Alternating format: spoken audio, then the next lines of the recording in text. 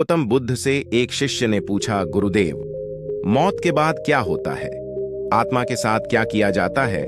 बुद्ध ने एक तीर के जरिए शिष्य को दिया उत्तर। रिलीजन, जीवन और जीवन से जुड़े विषयों पर गौतम बुद्ध का नजरिया बहुत सटीक और एकदम समझ में आने वाला ही रहा है। खुद उलझाकर नहीं समझाया। अपने शिष्यों की सारी जिज्ञासाएं वे साधारण से उदाहरणों से ही हल कर दिया करते थे।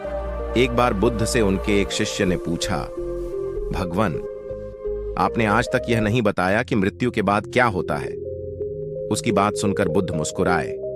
फिर उन्होंने उससे पूछा, बात का जवाब दो। अगर कोई कहीं जा रहा हो और अचानक कहीं से आकर उसके शरीर में एक जहर भरा तीर लग जाए तो उसे क्या करना चाहिए? पहले शरीर में घुसे तीर को हटाना ठीक रहेगा या फिर देखना कि बाण किधर से आया है और किसे लक्ष्य कर मारा गया है? शिष्य ने कहा, पहले तो शरीर में घुसे तीर को तुरंत निकालना चाहिए, नहीं तो जहर पूरे शरीर में फैल जाएगा। बुद्ध ने कहा, बिल्कुल ठीक कहा तुमने।